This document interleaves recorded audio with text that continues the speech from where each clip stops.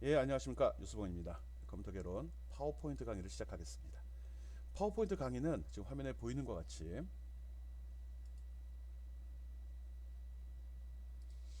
파워포인트 기초, 그 다음에 도용 사용법, 텍스트 사용법, 테마 적용하는 거, 그림 적용하는 거, 또 표와 차트, 멀티미디어, 전환과 애니메이션 이렇게 구분해서 순차적으로 지금 진행이 되고 있습니다. 오늘이 두 번째 시간으로 도용에 대해서 설명을 하도록 하겠습니다. 오늘 강의하는 내용 한번 살펴볼까요? 예, 오늘 학습할 도형. 도형은 이미 다 알고 있는 내용들입니다.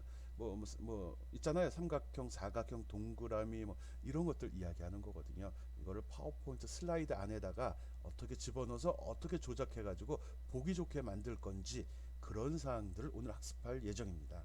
그래서 도형이 무엇인지, 종류는 무엇이 있는지 살펴볼 거고요.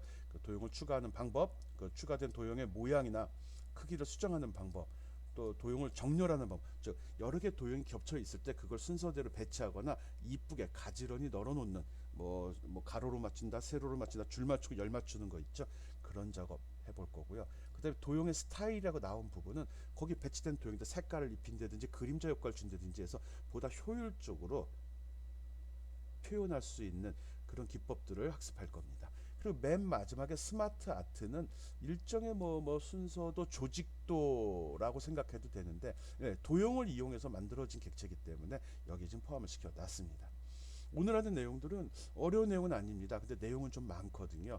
그래서 몇 가지 기초적인 사항들만 딱 여러분이 이해하게 된다 그러면 쉽게 따라올 수 있습니다. 그리고 여기서 설명하는 내용이 여러 가지긴 한데 모두 다 꼼꼼하게 다 외우고 익혀야 된다 이건 아니거든요. 그래서 큰 작업의 흐름 정도만 잡아준다 그러면 특별한 설명이 없이도 또 특별히 외우지 않는다 하더라도 쉽게 따라갈 수 있을 거라 생각이 됩니다. 예, 이제 구체적인 내용들 한번 살펴보도록 하겠습니다. 예, 이제 도형을 좀 상세하게 아주 미세하게 조절하는 기법을 한번 공부해 보겠습니다. 예, 도형의 모양, 크기 조절이라고 이제 진정한 거네. 예, 도형을 배치하게 되면 이렇게 표시가 되죠. 여기서 눈금선이나 안내선을 설정해서 보면 더 좋고요. 이게 없어도 지금 하는 건 상관은 없습니다. 맞춤을 설정하게 되면 그리드 단위로 움직이는데 가능하면 설정해 놓으면 설정한 대로 움직일 거고요. 꺼놓고 해도 상관없고요. 혹시 잘못 움직인다 그러면 이게 켜져 있어서 여러분이 생각한 거랑 좀 틀리게 움직일 수 있습니다. 어떤 도형이 배치되고 그걸 마우스로 선택하게 되면 특히 지금은 여기에 모서리가 둥근 직사각형 선택했습니다. 꼭 모서리가 둥근 직사각형. 그래야지 이거랑 동일한 그림이 나옵니다. 예, 이거 놓고 합시다. 직사각형 하면 이거 안 나옵니다. 하나가. 요 노란색이 안 나옵니다. 예, 모서리가 둥근 직사각형 배치한다 마우스를 클릭하게 되면 이런 식으로 표시가 됩니다. 요 테두리에 요 흰 그 점들 나오죠. 이걸 갖다 다 핸들이라고 합니다. 핸들이 뭐죠? 우리가 알고 있는 핸들은 자동차에 있는 핸들, 어디로 나아갈지 방향을 잡아주는 거. 예, 얘도 그런 겁니다. 그래서 얘는 크기 조절 핸들이라고 얘기합니다. 크기 조절 핸들. 그리고 여기 노란색도 나옵니다. 이 노란색은 모양을 조절하는 핸들입니다. 예, 이 모서리가 둥근 직사각형 가져왔으면 이 노란 선을 마우스 클릭한 다음에 보입니다. 그냥 놔두면 아무것도 안 보이죠. 이 노란 선을 왼쪽으로 오른쪽으로 이렇게 잡아 당겨봐요. 어떻게 되는지. 그럼 이렇게 변할 겁니다. 어? 모서리가 둥근 직사각형이었는데 잡아당기니까 동그라미가 돼버리죠. 예, 거꾸로 이렇게 한 다음에 이 노란 점을 왼쪽으로 또 이렇게 잡아당겨 보죠. 그러면 다시 모양이 둥근 직사각형이 됩니다. 맨 끝까지 가버리면 그냥 직사각형 돼버리죠. 모서리가 날카로운. 음, 모양 조절 핸들이라는 게 있구나 라는 거 알기 바랍니다. 이걸 이용해서 크기를 조절합니다. 자세하게 다시 한번 살펴볼까요? 네, 다음 페이지에서 자세하게 살펴봅시다. 네, 핸들을 이용해서 크기 조절하는 거거든요. 그래서 이렇게 노랗게 나오는 거를 모양 조절 핸들이라고 이야기하고요. 그리고 흰색으로 나오는 건 크기 조절 핸들이라고 이야기합니다. 이 정도까지 일반적으로 크기 조절 핸들들은 사용을 합니다. 모양 조절 핸들 쓴 경우는 많지 않을 거고요. 그리고 또 하나의 핸들이 있습니다. 여기 보면 이렇게 돌아갈 쇼 버튼 있죠. 이거는 회전 핸들입니다. 자동차 핸들과 동일하게 어느 쪽으로 돌아갈지를 결정하죠. 오케이? 예, 크기 조절하는 방법. 핸들이 세 가지 있다는 거. 크기 조절, 모양 조절, 회전 핸들 세 가지가 있다는 거 알고요. 예, 오른쪽에 있는 요 점을 지금 우리 저기 뭐야 모양 조절 핸들을 한번 해봤잖아요. 예, 그 놔두고요. 예, 왼쪽 크기 조절 핸들을 오른쪽으로 한번 잡아당겨 볼 겁니다. 물론 둥근 직사각형으로 놓고 합시다. 여기 있네. 예, 요 속에 있는 거에 여기 오른쪽에 있는 모양 조절 크기 조절 핸들을 이렇게 잡아당기게 되면 이런 식으로 도형이 커집니다. 가로로 드러나죠. 물론 밑으로 잡아당기면 밑으로 커지겠죠. 해보기 바랍니다. 그리고 요 모퉁이 부분 있습니다. 요 모퉁이 부분. 이 모퉁이 부분을 잡고 잡아당기게 되면 가로 세로 비율을 어느 정도 아니에요. 그냥 막 돼요. 예. 왼쪽에 있는 걸 옆에 있는 걸로 할 때는 폭만 제어가 되죠. 폭의 크기만 제어를 하고 위쪽에 있는 거 할 때 요거 위에 있는 걸 할 때는 높이만 제어가 되잖아요. 그렇지만 여기나 여기 요 네 귀퉁이에 있는 걸 할 때는 가로와 세로를 한 번에 조정할 수 있습니다. 오케이? 예. 키만 키울 거냐 폭만 넓힐 거냐 할 때는 위나 옆에 있는 걸 사용을 하고요. 전체적으로 키울 때는 모서리에 있는 걸 이용하면 됩니다. 그러면 그 동시에 가로와 세로의 크기가 같이 변동이 됩니다. 그리고 위에 여기 회전 핸들이 있죠. 요걸 잡고서 요걸 이렇게 잡아 당겨 봐봐요. 뭐 반대로 시계 반대 방향도 됩니다. 그러면 도형이 전체적으로 이렇게 기울어진 즉 회전을 합니다. 예, 확인해 보기 바랍니다. 예, 회전되는 각도는 자유롭게 됩니다. 오, 되죠? 해봐야지. 나 혼자 내 소리만 듣지 말고. 그리고 여기 추가로 다음 페이지에 설명을 할 건데 Shift 키를 누른 상태로 한번 회전을 시켜봐봐요. 그러면 부드럽게 도는 게 아니라 틱틱틱 끊기는 걸 볼 겁니다. 마치 스냅 적용하듯이. 예, Shift를 누르면 15도 단위로. 너무 미세하면 좋을 것 같은데 아니에요. 미세하면 나중에 그릴 때 나빠요. 이쪽에서 첫 번째 도형은 예를 들어 미세하게 해갖고 17.5도로 각도를 기울여 놨어. 두 번째 도형 그릴 때 이게 몇 도죠? 17.5도를 맞춘다는 보장이 없거든요. 눈으로 보고 맞춰야 되니까. 그래서 나쁘거든요. 예, 그래서 스냅도 쓰는 거고요. 여기에 핸들 조절할 때 시프트 기능을 쓰는 겁니다. 이걸 쓰게 되면 시프트 키를 누른 상태로 마우스로 움직이면 15도 단위로 움직이게 된다는 거죠. 여기 크기 조절 핸들의 컨트롤과 시프트는 이것도 할까요? 예, 뒤에 페이지 나옵니다. 예, 요 바로 뒤에서 연속해서 설명하겠습니다. 일단 도형의 모양을 조절할 때 핸들의 모양 어느 핸들을 사용해야 되는지 기울일 때는 회전 핸들, 가로 크기나 세로 크기만 바꿀 때는 사이드나 상하에 있는 위아래에 있는 핸들, 그리고 가로 세로를 동시에 바꾸고자 할 때는 모퉁이에 있는 핸들을 이용한다는 거. 또 핸들도 모양 조절 핸들이 있고 그다음 크기 조절 핸들이 있다는 거 기억하기 바랍니다. 크기 조절, 모양 조절, 회전 구분해서 사용하기 바랍니다.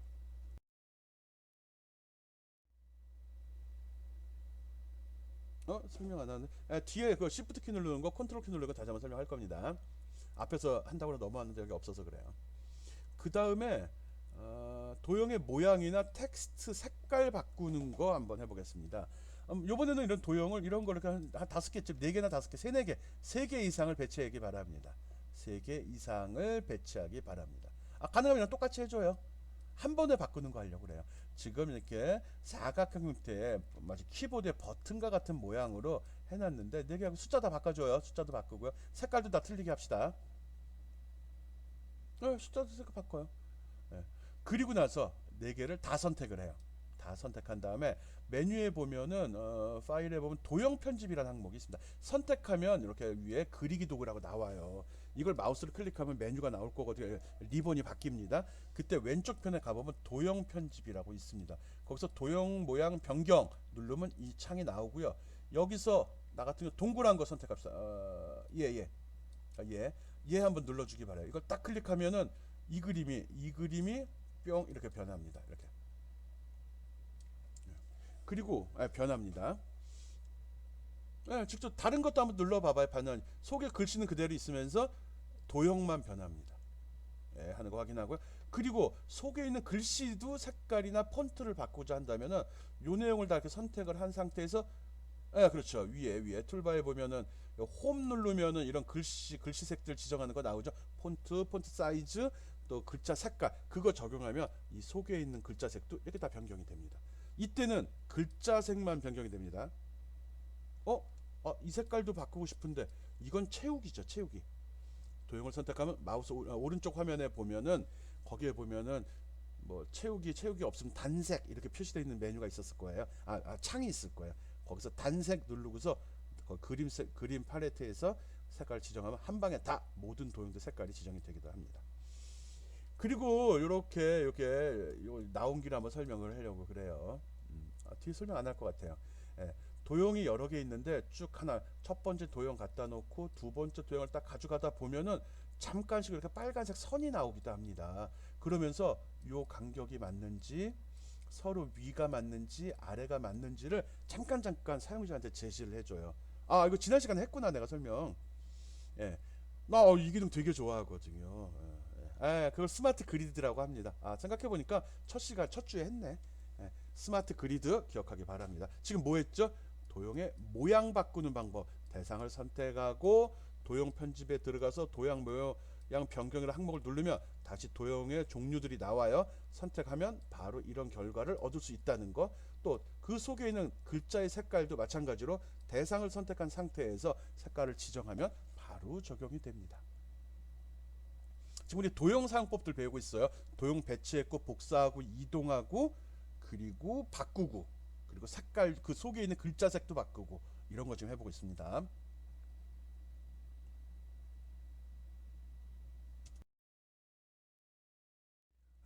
그 다음에 그룹이라는 거. 이거 다 알고 있을 것 같은데요. 그룹.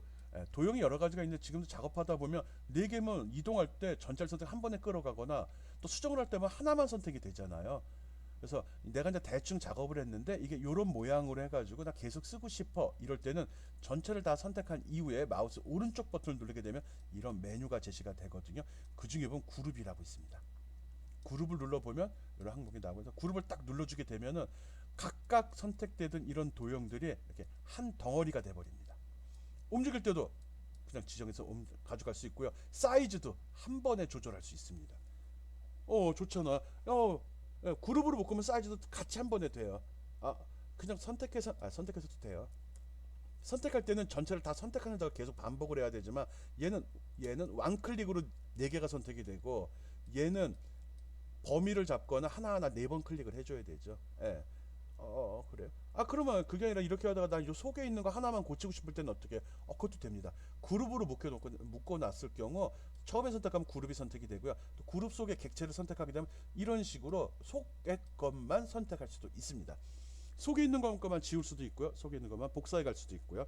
속에 있는 것만 효과를 설정할 수도 있습니다. 이거 나중에 풀려고 그러면 풀 때는 선택하고 마우스 오른쪽 버튼 누르면 메뉴에 보면 그룹에 그룹 해제라고 있거든요. 이거 누르게 되면 이거 눌러주면 다시 풀려서 이렇게 하나로 뭉쳤던 게 다시 이 상태로 돌아갑니다. 그룹이란 기능도 대충 어떤 걸 설명하고 만들어 놨으면 도형과 설명이 있다가 둘을 같이 묶어주는 게 좋습니다. 나중에 이걸 딴 데 복사하거나 편집하는 과정에서 둘이 떨어져 버려 갖고 신발이 짝짝이가 돼버릴 수 있거든요. 그림은 여기가 있고 설명은 밑에가 있고 그런 걸 피하기 위해서 그룹이란 기능을 사용합니다. 그룹으로 해도 개별적으로 다 제어가 된다는 거 알고 있고 꼭 해보기 바랍니다. 난 마무리 단계에서는 꼭 그룹을 다 묶어줘요. 그래야지 나중에 재편집하거나 보기 훨씬 좋거든요. 수정할 때도 일부 좋은 면이 있어요. 아까 얘기했듯이 그림과 설명이 있을 경우 이거 그룹으로 안 묶어놓으면 나중에 골탕 많이 먹거든요. 발표하다 보니까 뭐 설명이 없거나 설명 보고 있는 보니까 그림이 없거나 이런 경우 있어요. 이게 나중에 가서 순서라고 그래갖고 겹쳐지는 경우가 있거든요. 다른 거 밑에 깔리는 경우가 있어서 그래요. 오케이. 그룹 알고 있기 바랍니다. 대상을 선택하고 마우스 오른쪽 버튼 눌러 그룹으로 지정을 하게 되면 하나의 객체처럼 쓸 수 있다. 그리고 하나를 묶였다 하더라도 속을 또 다시 한번 클릭을 해주면 독립된 객체같이 편집, 수정, 복사도 가능하다. 삭제도 물론 가능하고요. 그리고 전체로 풀 때는 다시 메뉴를 눌러서 그룹 해제시켜버리면 된다 라고 기억해 주기 바랍니다.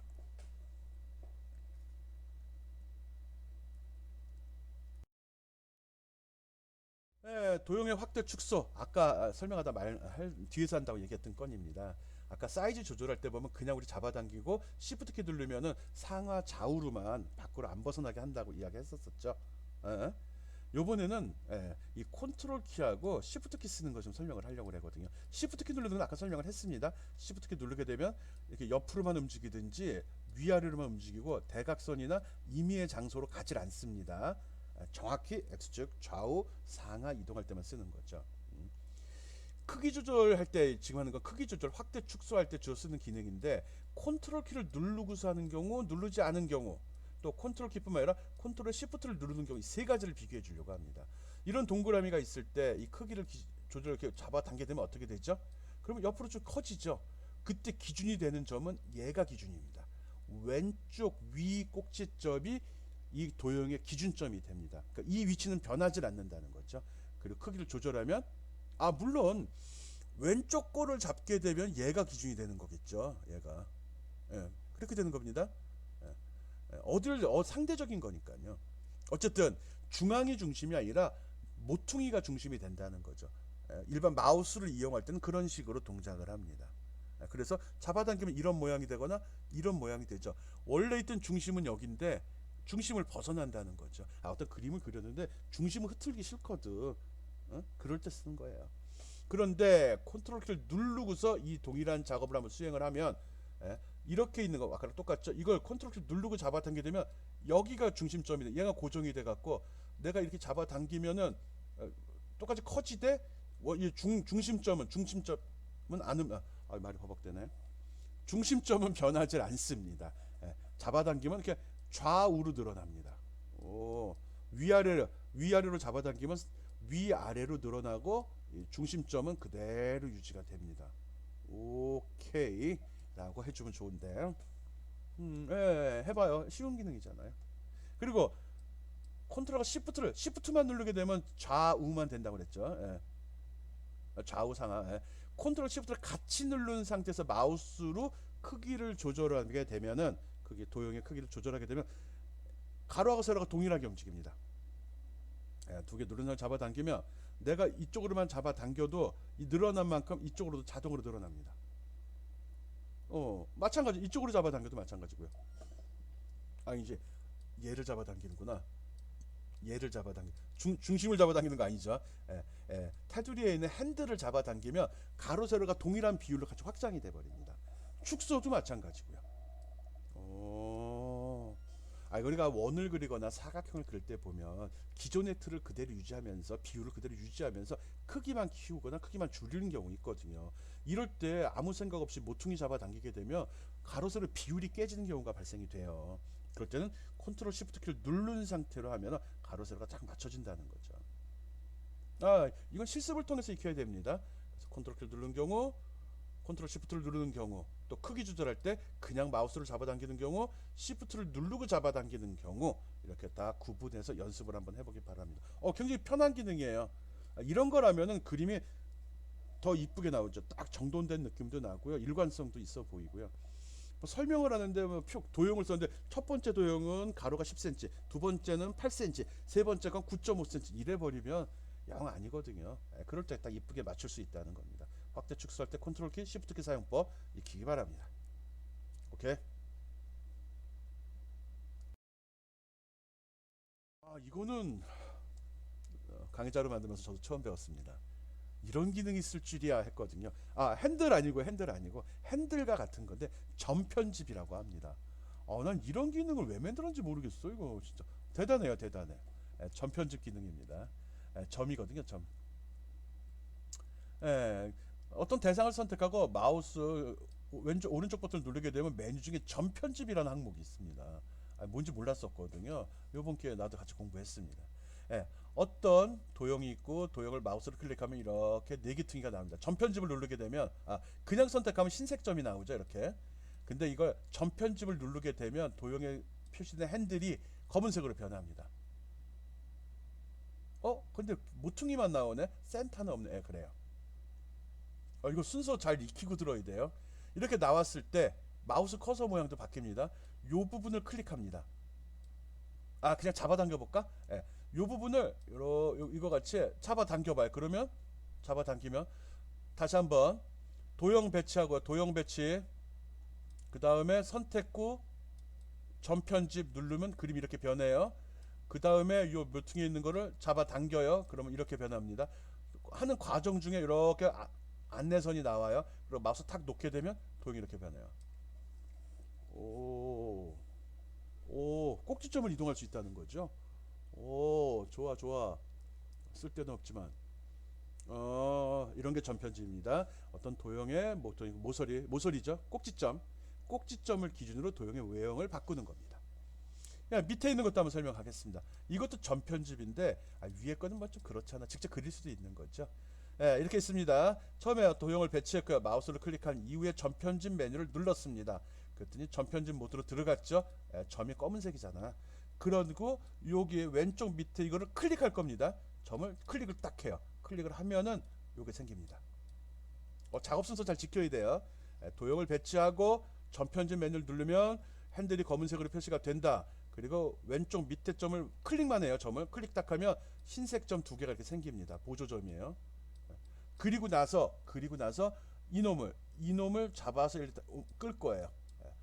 끌게 되면 어떻게 되냐면 이걸 끌면은 화면이 이렇게 나옵니다. 여기 있는 거 끌었어요.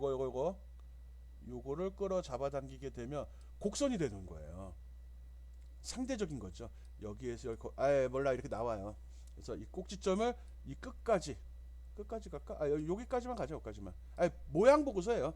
그러면 여기까지 갔을 때 이 곡선이 이렇게 그려진다는 거예요. 딱 놓게 되면 이 그림이 완성이 돼요. 오, 야, 이거는 이런 그림 없는데. 네, 그런 겁니다. 전편집은 도형을 미세하게 그 모양을 편집하는 기능입니다. 쓸 일이 없을 겁니다, 거의. 그렇지만 재밌는 기능이니까 이럴 때 배우고요. 또 나름대로 누구한테 자랑질할 때 좋잖아요. 너 파워포인트에서 전편집 해봤어? 이럴 수 있거든요. 예, 한번 따라서 하기 바랍니다. 뒤에 실습 예제 더 줄 거야. 해보라고. 봅시다. 도형의 전편집하는 거 한번 해보겠습니다. 재밌어서 집어넣었어요. 이런 게 재밌지 뭐. 재미가 공부도 재밌어야 돼요. 전편집 기능입니다. 요번에 화살표 갖다 놓고 쓸 거예요. 화살표 갖다 놨고요. 채우기로 파란색 집어넣습니다. 이렇게 놓고 시작할 거예요. 그 다음에 마우스를 클릭하고서 전편집을 누르게 되면 꼭지점마다 핸들이 다 생긴다고 그랬죠. 다 생겼네. 여기도 생기네. 그쵸? 그리고 왼쪽 밑 꼭지점을 클릭이에요. 요거 클릭 딱 하면 이거 생기고 이거 생겨요. 그쵸?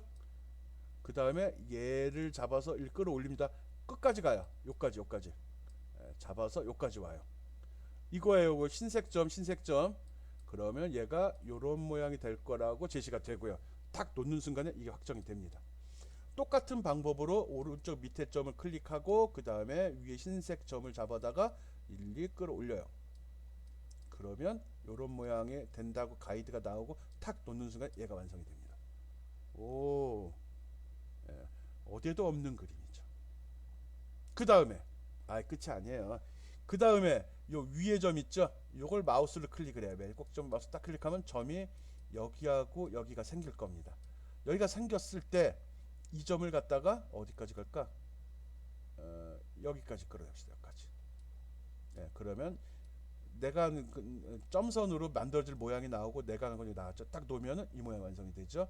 또 거꾸로 이제 이놈 왼쪽 위에 있는 이거를 여기로 잡아 당겨 봅시다. 그러면 이렇게 안내선이 나오고 탁 놓으면은 이런 모양이 되죠. 해보기 바랍니다. 위에서부터 다 하면 이 모양이 나왔을 거고요. 아니면 화살표 놓고 아래 거만 하면 이런 모양이 나왔을 겁니다. 전편집 재밌어요. 해봐요. 상상도 못한 그림들이 만들어지니까 해보기 바랍니다. 전편집 재밌는 기능 이렇게 기억해 주면 됩니다. 앞으로 쓸 일은 없습니다. 왜 배우냐고요? 재밌잖아요. 다음 거 봅시다. 병합 머지한다 하는데 이것도 알고 있으면 쓸 때가 있을 것 같은데 딱 떠오르진 않아요. 아까 전편집보다는 유용한 겁니다. 전편집보다는. 병합이에요. 이것도 모양이나 크기 조절 모양입니다. 주로 모양. 일단 요번에는 이게 동그란 도형을 이거 액자형으로 된 건데 속이 도너스형으로 속 빈 걸로 해요. 이름이 기억이 안 나네. 5개하고 숫자 다 집어넣어 줍시다. 다른 색깔 다른 글씨 넣어줘야 돼요. 이거 준비. 각자 하나하고서 복사해서 집어넣은 다음에 바꾸는 게 더 편하겠죠. 그 다음에 여기 보면 아까 했던 그 도형 편집 아래쪽에 도형 병합이라고 있습니다. 도형 병합. 여기 보면 병합, 결합, 조각, 교차, 빼기 이런 항목들이 있어요. 이거 만들고요. 그래서 이거를 선택한 이후에 이렇게 그린다 선택하고서 메뉴상에서 마우스 커서로 클릭하지 말고요. 이거 요까지 클릭하고 병합에 딱 갖다 놓게 되면 요 그림이 나와요. 예. 이거를 배치한 이후에 이 메뉴로 와서 도형 병합을 해서 메뉴에 딱 마우스 커서 위치만 해도 이런 뭐야 결과가 이거라고 표시됩니다. 이건 뭐지? 아, 겹쳐진 도형들을 다 하나로 합쳐버리네. 그리고 색깔은 맨 마지막 거로 집어넣네. 얘 얘기하는 거야, 얘. 아, 도형이 겹쳐져 있는 경우 그 도형을 모아서 하나의 덩어리를 만들어 버리는 거예요. 오, 오케이.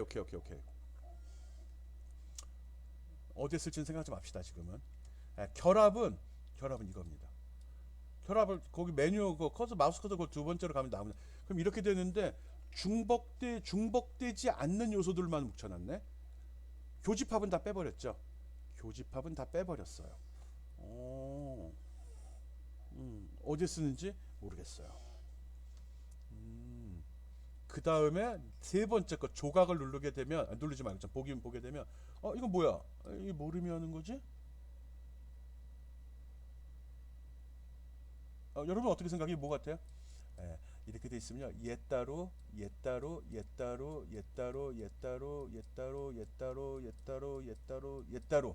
각각 다 분리를 시켜버려요. 병합은 합쳤죠. 한 덩어리. 얘는 다 잘라요. 근데 중간에 오는 이거 뭐죠? 아, 자르고 모든 조각에다가 맨 마지막에 있는 내용을 다 집어넣어 버리는 거예요. 근데 끝에 그림은 좀 이상하네. 예, 그건 여러분이 조각을 만든 다음에 옆으로 이동시켜서 왜 이렇게 나오는지 살펴보기 바랍니다. 교차하고 빼기 하면은 이렇게 해서 잘린 모양이 나오거든요. 애플같이 먹다만 사과 같이 나오거든요. 특별하지 않아요. 다시 한번 볼까요?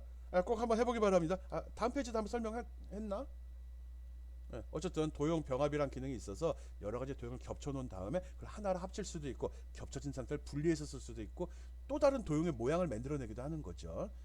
그걸 집합의 포함 관계를 기준으로 해서 연산을 지켜서 그 결과를 도형으로 사용할 수 있다는 거 알아주기 바랍니다.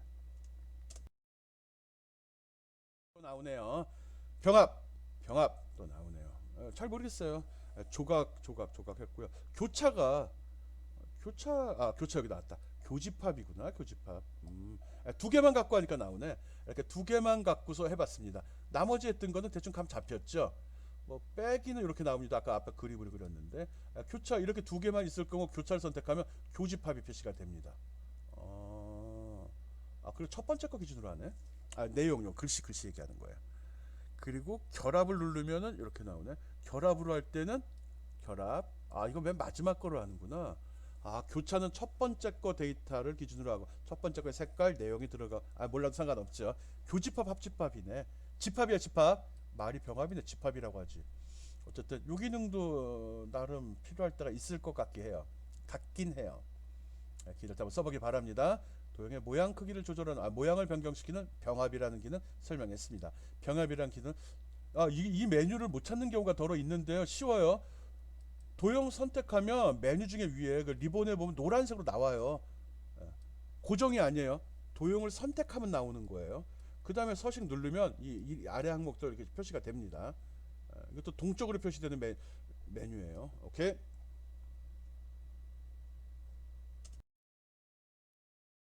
정렬 중에 회전입니다. 회전. 이제 정렬이 들어가네. 회전이 뭐냐 그러면 대충 감 잡히죠? 이렇게 돼 있는 걸 명령을 줘서 이렇게 돌리거나 똑같네? 샘플로 놓은 거예요. 신경 쓰지 말고요. 이런 경우입니다. 대상을 도형을 선택해서 회전시킬 때 여러 가지 기능이 있어요. 그냥 이걸로 회전시켜도 되잖아요. 그래도 됩니다. 하긴 저 해도 되네. 그런데 정확하게 하려고 이거 선택하고 그리기 도구 나오죠? 서식 누르면 그 속에 리본 앱은 정렬이라고 있습니다. 밑에 메뉴로 가보면 회전이라고 있거든요. 회전에 보면 오른쪽으로 90도, 왼쪽으로 90도, 상하대칭, 좌우대칭, 기타 옵션이 나왔고 이렇게 직접 하는 방법도 있습니다. 이렇게 안 써나. 직접 이게 핸들이 낫다. 회전 핸들이 더 좋다. 어쨌든 여러 개 할 때는 이 메뉴를 이용하기 바랍니다. 어쨌든 괜찮네요. 회전. 좋아. 여기서 이거 돌리면 어떻게 되지? 여러 개 선택해 놓고 어떻게 될까요? 해보기 바랍니다. 여러 개 선택되고 돌리면 어떻게 되는지 해보기 바랍니다. 돌아가요 그냥. 네, 다 돌아가요. 아닌가? 해보기 바래요. 네, 다음 거 봅시다. 요거는 순서입니다. 회전이 아니고 순서. 순서 여기 있네. 마우스 오른쪽 버튼 나오는 메뉴 중에 아까 우리 전 편집했죠. 이 텍스트 편집은 뭐냐고 그러면요. 이 도형을 선택을 하고 텍스트 편집하면 커서가 요 안으로 이렇게 들어갑니다. 여기서 깜빡깜빡이고 있어요. 도형 안에다가 글씨를 집어넣을 때 하는 게 텍스트 편집. 이건 도형의 모양을 바꾸는 거고요. 요 밑에 보면 그룹도 아까 했었죠. 여러 개를 묶어주는 거고요. 예, 여기 보면 맨 앞으로 가져오기, 맨 뒤로 보내기 이런 기능이 있어요.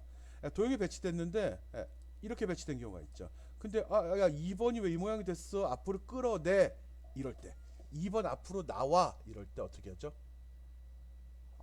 이것들도 나한테 순서가 있는 거거든요. 그래서 이걸 선택을 하고 마우스 오른쪽 버튼 누르면 이 메뉴가 나오죠. 여기 맨 앞으로 가져오기에서 맨 앞으로 가져오기 딱 클릭하게 되면 이런 그림이 이렇게 변합니다. 2번이 맨 앞으로 나옵니다. 그럼 3번이 또 깔렸잖아. 3번 위에 나와야 되는데. 그러면 또 마우스로 3번 선택하고 맨 앞으로. 그럼 4번이 깔리죠. 4번 선택하고 맨 앞으로 이렇게 선택해 주면 됩니다. 오케이? 이런 식으로 해서 겹쳐져 있는 도형의 순서를 지정할 수 있습니다. 이 순서는 도형뿐만 아니라 슬라이드에 배치되는 모든 객체에 대해서 다 적용이 됩니다. 제목 되고요. 이런 그림도 되고요. 이런 도형도 되고요. 이런 설명도 순서 되고요. 이건 배경이야. 이건 배경. 배경은 제외. 그 선택창에 나왔던 항목들에 대해서는 다 순서 겹쳐질 경우 누구를 맨 위에 놓고 누구를 맨 아래에 놓을지 그런 걸 지정할 수 있습니다. 그런 걸 마우스 오른쪽 버튼 대상 선택 후 대상을 선택한 후에 마우스 오른쪽 버튼 누르면 이런 창이 열리죠. 여기에서 맨 앞으로 맨 뒤로 해주면 됩니다. 가능하면 도형은 맨 앞으로 놓는 게 좋습니다. 맨 뒤로 놓게 되면 맨 뒤가 본문 내용 뒤로 들어가 버립니다. 이 내용 뒤로 들어가 버려요. 그래서 이 슬라이드에 보면 기본으로 본문이 만큼 들어가거든요. 근데 도형을 맨 뒤로 놓으면 클릭했을 때 여기 내용이 있으면 이 본문 내용 슬라이드 이 본문 객체가 선택이 돼 버린다는 거. 직접 고생하면서 익혀요. 금방 알 수 있을 겁니다, 여러분. 예, 다음 거 봅시다. 도형의 정렬. 내가 되게 좋아하는 겁니다. 화면이 좀 정신없이 배치되어 있는데 쉬워요. 간단해요. 일단 먼저 이런 식으로 도형을 한 5개 정도 갖다 놓기 바랍니다. 숫자 적어 넣어도 되고요. 그리고 일부러 맞추면 안 돼요. 맞출 필요 없어요. 줄 위아래 가로 간격 상관없어요. 똑같이만 놓지 않으면 돼요. 똑같이 겹치는 것만 겹쳐 놔도 상관없어요. 막 맘대로 흩어놔요. 지금 어떻게 할 거냐고 그러면은 답부터 보여줄게요. 이렇게 이쁘게 나오게 만들 거예요. 쭉 밑에 맞추고 간격도 동일하게 나오는 거 그거 좀 설정하려고 그러는 거거든요. 그런 걸 정렬이라고 그래요. 일반적인 파워포인트 사용자들이 내가 앞에 장점에서 설명을 했던 사람이기 때문에 빨리 할게요. 도형이 배치됐으면 도형을 전체를 다 선택을 합니다. 도형을 다 선택을 했으면 마우스 오른쪽 버튼을 눌러요. 아닙니다. 마우스 오른쪽 버튼이 안 나오나? 안 나오겠다. 안 나와요. 그 위에 메뉴 그 리본에 보면 정렬이라고 있습니다. 정렬 누르면 확장시키면 이런 메뉴가 나와요. 그 중에 맞춤이라고 있어요. 맞춤을 확장시키면 이런 항목들이 나오는데 이 중에 아래쪽 맞춤 잘못 쓰면 그지 돼 버려요. 이렇게 놓고서 왼쪽 맞춤 해버리면은 왼쪽으로 다 겹쳐져 버리는 거예요. 가운데 오른쪽 이 세 가지 누르면 후회할 거예요. 후회 어떻게 하죠? 실수했네. 그럼 그 다음에 책임은 어떻게 지죠? 컨트롤 Z 누르는 역할을 해줘야죠. 컨트롤 Z 누르면 취소가 되니까. 뭐 위쪽 맞춤도 좋고 중간 맞춤도 좋고 이 세 가지는 다 동일한 기능을 수행을 해요. 근데 나는 아래쪽으로 하겠다 이거죠. 기준이 되는 거는 얘하고 얘가 되는데 어떻게 될지 모르겠네. 첫 번째 거 기준인가? 첫 번째 거 기준 가능성이 높. 맨 아래 거 기준인가? 기준은 나도 해봐요. 그래서 이걸 아래쪽 맞춤을 딱 누르게 되면 이렇게 배치되어 있는 도형을 5개를 마우스로 선택하고 그리고 위에 보면 이제 서식 그리기 나오고요. 정렬 탭 리본에 들어서 정렬을 선택한 다음에 그 서브 메뉴에 나온 거에 맞춤 속에 아래쪽 맞춤을 누르면은 바로 이런 식으로 이 모든 것들이 아래로 쭉 내려가서 맞춰줍니다. 내려가서 그래서 이런 모양이 나와요. 밑은 다 맞았죠? 아직 간격은 안 맞았어요. 그 다음에 지금 선택되어 있는 상태죠. 다시 또 맞춤으로 또 들어갑니다. 예, 요거 보여주려고 그런 거예요. 예, 이걸 선택하고 위에 보면 리본에도 이게 또 있어요. 이게 워낙 메뉴가 동적으로 움직여가지고 내가 아까 어떻게 했는지 기억이 안 나는데 그냥 마우스 오른쪽 누르거나 아니면 리본에 나와 있습니다. 예, 맞춤에 가서 요거는 가로 간격 동일하게를 맞춰서 선택합니다. 그러면 이거하고 이거의 간격을 동일하게 만듭니다. 겹쳐질 수도 있어요. 폭이 좁으면 겹쳐지는 거고 충분하면 떨어지는 거고. 그래서 이걸 딱 누르면 이런 식으로 가로 간격도 다 세팅 동일하게 쫙 맞춰져 버립니다. 좋죠. 이렇게 지저분하게 흐트러져 있는 놈들을 밑으로 먼저 맞추고 그 다음은 간격도 맞추고 이런 걸 정렬이라고 합니다. 꼭 실습을 통해서 익히기 바랍니다. 많이 써요.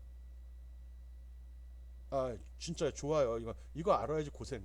이건 진짜 고생 많이 해요. 크기도 그렇지만 고생도 많이 하니까 꼭 해주기 바랍니다. 직접 따라해보기 바래요. 뭐 복잡하지 특별한 거 없잖아요. 도형 배치하고 선택한 다음에 정렬 한번 해주고 정렬 두 번 해주고 끝 이건데요. 뭐 오케이 해보기 바랍니다.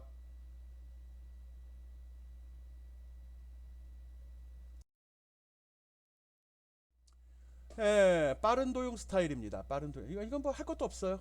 빠른 도형 스타일은 그냥 기본으로 그리기에 서식에 들어가 보면 이런 템플릿이 제공이 됩니다. 빠른 도형 스타일이라고 하거든요.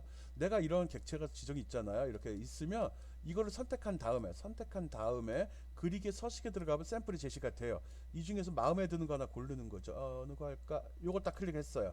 그러면 이거에다가 여기 제시 기본 틀 있죠. 테두리 하면 색깔 하면 글씨 이걸 바로 적용을 해요. 그래서 이렇게 나와요. 음. 다른 거 눌러도 돼요.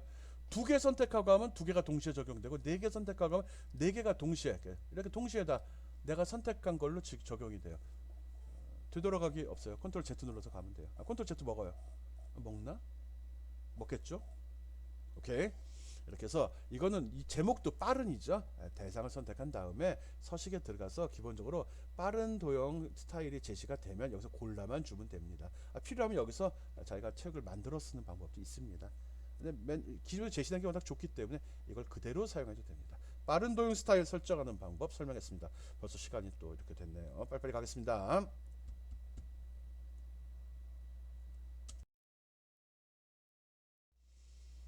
요번에는 이제 도형 스타일로 넘어가겠습니다. 채우기, 단색 채우기. 아마 대충 한번 봤던 것들입니다. 오른쪽에 도형을 선택하면 오른쪽에 나와 있는 도형 스타일, 거기에 나왔던 것들이거든요. 채우기, 단색 채우기, 채우기 없음, 단색 채우기, 그라데이션, 그림 및 질감 채우기, 패턴 채우기, 슬라이드 배경 채우기. 이걸 안 할 거예요. 뭔지 모르겠어요. 채우기 없음이면은 도형을 배치했으면 속에 그림이 아무것도 없고 테두리 선만 남게 될 겁니다. 단색 채우기는 선택을 한 다음에 딱 단색 채우기를 누르면 이런 색깔 팔레트가 나옵니다. 여기서 내가 원하는 색깔 골라주면 됩니다. 여기에 마음에 드는 색깔이 없으면 어떻게 하죠? 다른 색 눌러서 보면 됩니다. 거기에도 없으면 나 옆에 있는 거 흉내내고 싶어 그러면 스포이드 이거 누른 다음에 가서 마우스로 틱 클릭해주면 그 색깔이 적용이 되죠. 그라데이션인데 이거 그렇게 됩니다. 그리고 최근에 사용했던 여기 나오니까 여기 이게 나오니까 첫 번째 도형에서 딱 어떤 색을 지정했으면 요게 그 지정한 내용이 바로 나옵니다. 여기서 골라주면 됩니다.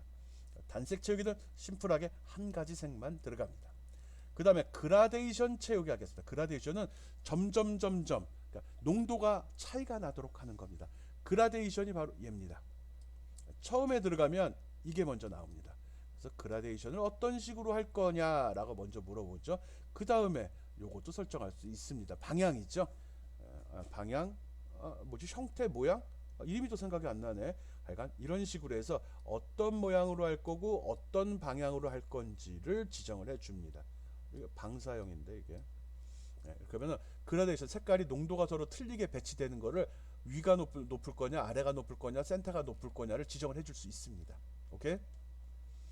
그 다음에 질감 채우기, 그림은 그냥 그림 파일을 집어넣어 버립니다. 도형 속에 그림이 들어갑니다. 다음 페이지 한번 보여줄게요. 그리고 질감 채우기는 질감은 얘입니다. 얘가 질감입니다. 질감. 어떤 물질의 느낌, 재질의 감촉 이걸 얘기하는 거거든요. 천같기도 하고 구겨진 휴지, 뭐 대리석 같기도 하고요, 나무 같기도 하고 이런 것들. 이거는 뭐 자가든가, 뭐지 카페트인가? 이런 겁니다. 이런 그림을 도형의 배경 색깔로 쓸 수 있습니다. 느낌 좋아요. 새로워 보여요. 그리고 패턴 채우기, 패턴 그 도형 안에다가 이런 그림으로 채워줄 수도 있습니다. 이거는 먼저 그 슬라이드가 좀 고급스러워져 보이죠. 단순히 선만 있는 경우 색만 집어넣는 것보다 그라데이션이나 질감이나 패턴을 넣으면 그림이 훨씬 더 멋있어 보여요. 진짜로 멋있어 보여요. 볼까요? 한번 어떻게 되는지. 예? 그라데이션, 질감, 패턴 설정된 거 한번 살펴봅시다. 예. 도형의 스타일, 꾸미기 기능에서 질감, 뭐 그라데이션 이런 거 지정해 본 거거든요. 예. 도형 꾸미기입니다. 이거는 그라데이션 지정한 거죠. 이거 뭐죠? 질감, 이거 패턴, 이거 그림. 예, 훨씬 낫잖아요. 느낌이 틀리잖아요. 오, 요건 윤곽선, 요건 또 아직 배우지 않은 그런 기능도 넣어봤습니다. 네온이라는 기능, 그림자. 와, 그림자 넣으니까 조금 있어 보이는데 3차원인데 좀 꼬져요. 내가 잘못 만든 것 같아요. 어쨌든 도형 꾸미기 기능에는 그라데이션, 질감, 그림, 패턴이라는 게 있다는 거 알고요. 각각 이런 형태로 나온다는 거. 이거 괜찮고. 이거는 네, 자기 취향에 맞도록 자기가 발표하는 자료가 상대방한테 잘 어필할 수 있는, 또 강조하는 게 제대로 전달이 될 수 있는 그런 내용을 이용하면 됩니다. 그냥 모양이 이뻐서 썼어요, 이건 의미 없는 거예요. 저 기능을 할 때는 한번 다 써봐야 되는 겁니다. 괜찮죠? 아까 단순하게 선으로 나올 때보다는 있어 보이지 않아요? 일단 이거 느낌 진짜 같네. 농도가 있으니까 이게 이런 게 단색보다 더 포인트가 되기도 하거든요. 그리고 그림도 이렇게 잘랐을 수 있네. 야, 그 영화 같은 데 보면 목걸이 시계에다 회중 시계에다가 이렇게 자기 사진 넣는 하트 모양 자르고 이러잖아요. 그럴 때 씁니다. 나도 그렇게 써요. 하트 모양 속에다 그림을 집어넣게 되면 하트 모양으로 이렇게 나옵니다. 그리고 이 전편집하면 모양 또 변경할 수 있잖아요. 시간 날 때 한번 해보기 바랍니다. 도형 꾸미기 기능 설명했습니다.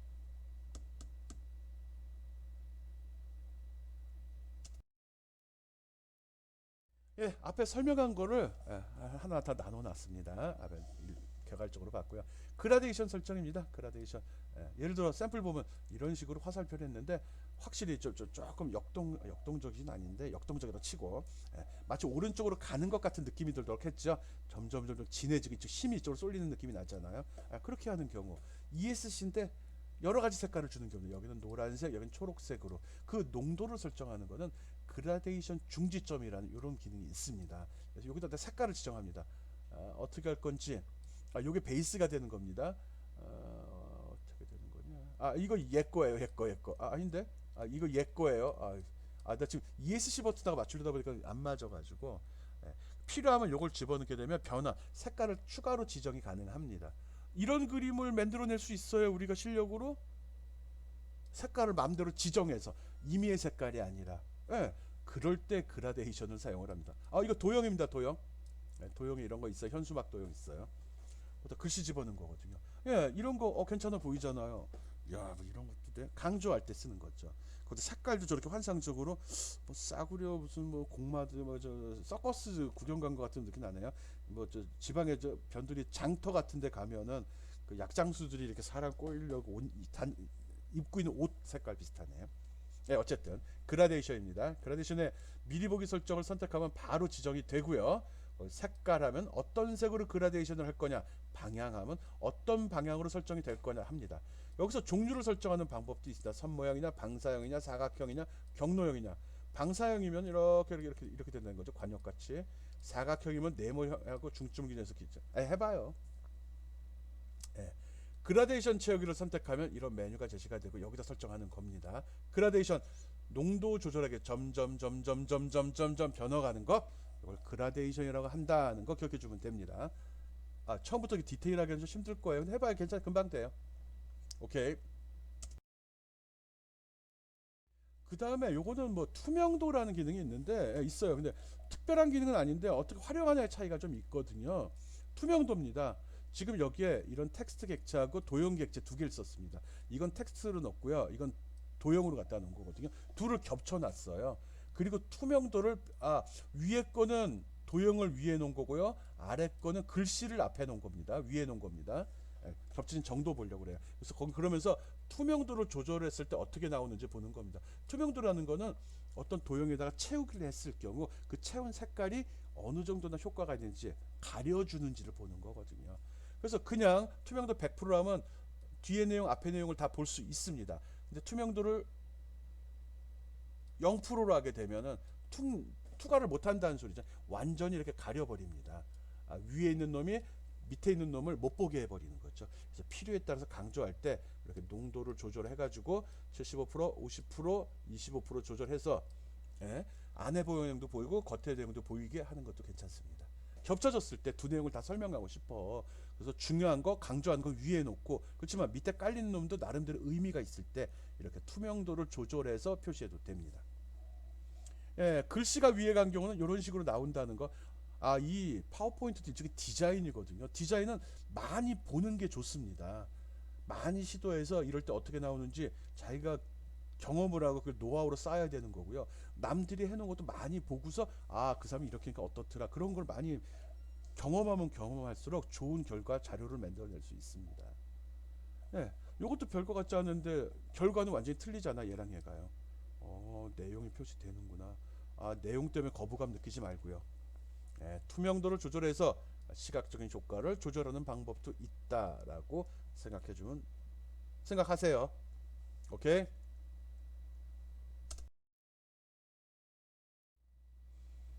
예, 끝까지 왔습니다. 우리 지금 뭐 배웠죠? 그 3시간에 걸쳐서 했고요. 지금 영상이 뭐 도형이 뭔지 배웠고 도형 추가하는 방법 배웠고 도형의 모양 크기 조절하는 방법 도형의 정렬 그 다음에 도형의 순서 도형의 스타일 그리고 맨 마지막 스마트 아트 배웠어요. 지금 머리에 떠오르는 용어들 있어요?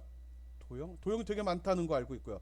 내가 지금 중요시 여기는 것 중에 하나 도형이 이렇게 배치가 되면 여기에 마우스를 클릭한 순간에 여기 이렇게 네모난 것들 나오죠. 이거 뭐죠? 이거 뭐라고 그랬죠? 예, 핸들이라고 그랬죠. 핸들. 그리고 이게 타원 이게 약간 둥근 사각형일 때는 요게도 노란색으로도 나오죠. 노란색.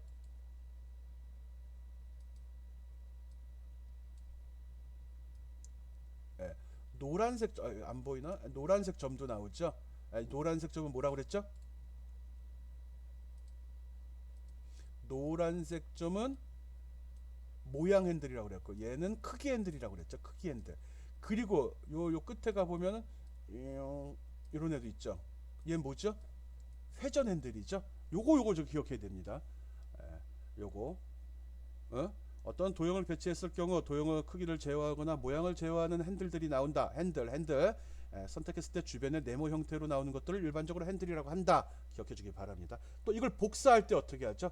복사할 때 도형을 복사할 때 컨트롤 키, CTRL 키 누르고서 마우스로 물론 컨트롤 C, 컨트롤 V 눌러도 돼요. 컨트롤 키 누른 상태로 도형을 잡아당기게 되면 복사가 이루어지죠. 그런데 또 이동할 때는 컨트롤 키를 안 누르고 이동하면 되죠. 그때 Shift 키를 누르고서 끌어당기면 어떻게 되죠? 그러면 가로로 가게 되면 Y축 값은 변하지 않고 옆으로만 가게 되는 거고요. 또 위아래로 움직이게 되면 X축 값은 변하지 않고 상하로만 움직이게 되는 거 해 봤어야 됩니다.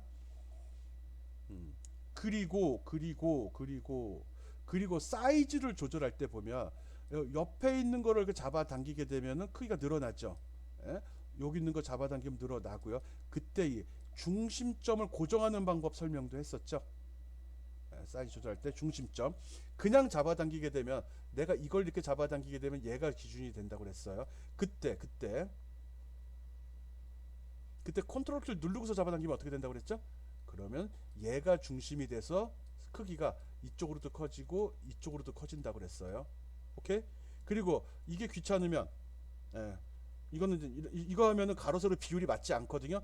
그것도 가로 세로 비율까지 맞추고자 한다 그러면은 컨트롤 키하고 시프트 키를 같이 누른 상태에서 마우스 이동 키를 왼쪽 레프트 버튼을 이동으로 쭉 드래그 시키게 되면은 가로 세로 비율이 고정된 상태로 크기가 커진다는 것도 기억하기 바랍니다. 오케이? 그리고 도형의 정렬할 때 정렬 있었죠?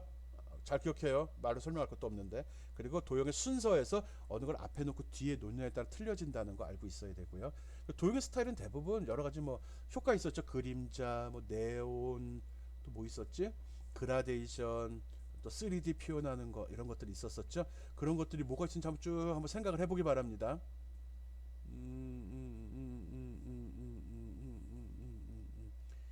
네, 그런 것들을 쭉 설명을 했습니다. 그래서 그게 문득 떠올라 줘야 돼요.